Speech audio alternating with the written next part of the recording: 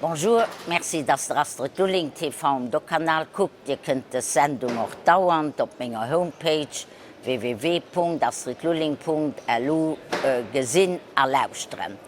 An der letzten September-Plenarsession vom Europäischen Parlament zu Straßburg haben wir einen wichtigen Pack von der neuen Finanzobsicht an Europa aufgestimmt. Es war ein Herdnuss, sich eins zu gehen, wie dann die neue Architektur an Europa soll aussehen für Krisen wie die wir 2008 erlebt haben, mit all ihren Folgen, mit denen wir noch viel zu tun und noch zu Lützeburg zu verhindern. Ich selber war als Member am Wirtschafts- und Währungsausschuss vom Europäischen Parlament direkt angebunden an der Arbeit, für zu Solutionen zu kommen zwischen dem Parlament und dem Ministerrat. Das war eine richtig Herkulesarbeit, aber wir haben uns durchgesetzt. Bei mir am Studio ist meine französische Kollegin Sylvie Goulard, sie ist Member von der liberalen Fraktion, war der Rapporteur an dem wichtigen Dossier vom Comité Européen du Risque Systémique. Ich war der Rapporteur für meine Fraktion und also ganz eng mit ihr zusammen geschafft. Bonjour Sylvie Goulard, merci d'être venue informer nos spectateurs sur cette nouvelle architecture en matière de surveillance et de supervision financière. Le Parlement s'est beaucoup battu avec le Conseil, surtout vous, dans les trilogues au sujet de cette supervision financière. Quels étaient les enjeux principaux du débat? Pourquoi fallait-il que la dimension européenne soit nettement renforcée contre la volonté des États membres? Bien, c'est pas compliqué. La crise a montré que des problèmes dans les finances aux États-Unis pouvaient se répercuter dans le monde entier. Donc il est évident qu'aucun pays ne peut régler tout seul et contrôler tout seul ce que font les banques, ce que font les assurances ou ce qui se passe sur les marchés, dans l'intérêt général des épargnants et pour la santé de notre économie. Et particulièrement dans l'Union européenne où nous avons un marché intérieur, c'est-à-dire on a aboli les frontières, on s'est battu pour ça. Maintenant, il faut que les règles et les contrôles soient bien au niveau européen. Et dans les États membres, il y avait la tentation de garder le pouvoir, ce qui surtout serait inefficace. C'est pour ça qu'on s'est battu pour porter le contrôle au niveau européen.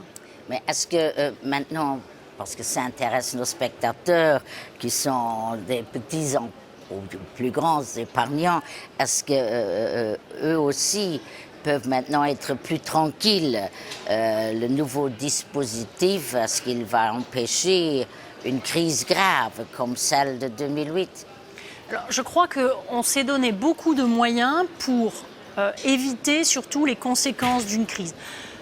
Il n'est pas dans la nature humaine de pouvoir tout empêcher, donc il n'y a pas de garantie à 100%, mais nous avons créé notamment une surveillance qu'on appelle macroéconomique, ça veut dire de l'ensemble de l'économie qui n'existait pas avant.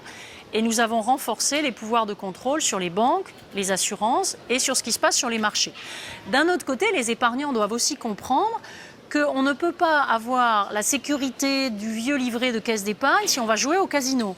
Et beaucoup de gens veulent des rémunérations de type casino avec la sécurité de la caisse d'épargne. Donc ça, il y a aussi des responsabilités du côté de ceux qui achètent des produits financiers. Oui, mais l'Union européenne a quand même encore une fois été un peu trop lente pour accoucher et la solution que nous avons trouvée est quand même pas idéale.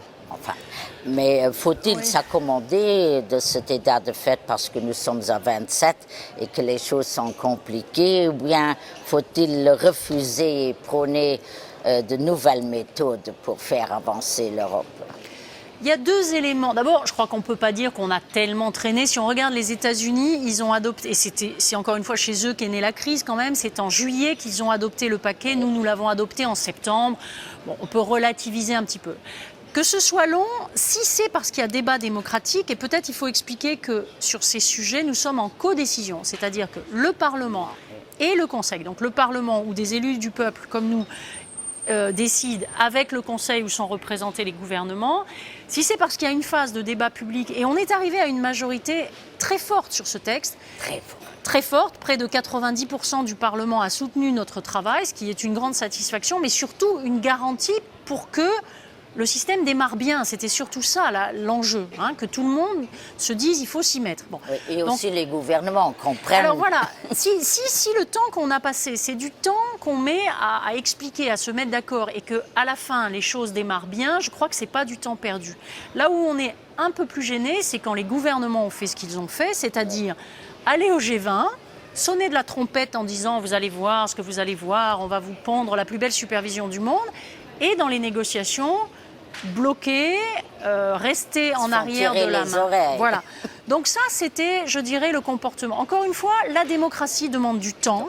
Et on ne peut pas, à 27, je rappelle, avec des pays qui étaient, il n'y a pas si longtemps, dans l'Union soviétique, prendre des règles pour la supervision financière ensemble, y compris aussi avec la place de Londres, où il y a d'autres idéologies que dans l'Union soviétique. Voilà. Donc, grosso modo, on aurait peut-être souhaité aller plus vite, mais le temps de la démocratie n'est pas du temps perdu.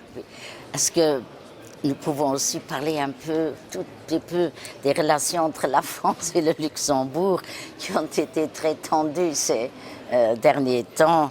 Mais moi, je crois que le temps n'est plus à la polémique. Que retenez-vous de ces épisodes ?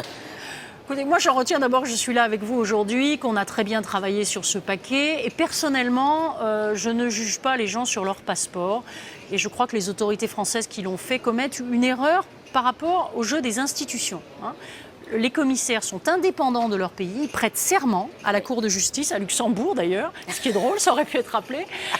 Donc les commissaires doivent être indépendants et les parlementaires aussi doivent être capables de faire des analyses justes et de ne pas être les marionnettes de leur pays.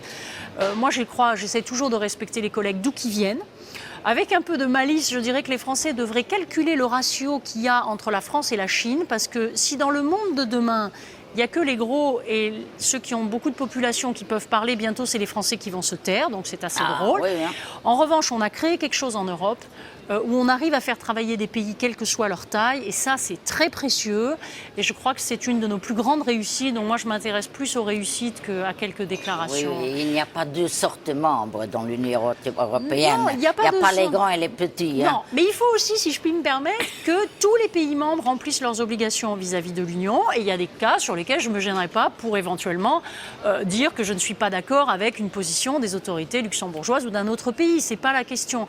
Mais il faut du respect. Discuter. Voilà, et pour discuter, il faut du respect. Donc voilà, pour ma part, je suis heureuse que le Grand-Duché existe. Oui. Merci beaucoup, Sylvie. Merci, Merci dat je luistert. Tot, bis geschwellen.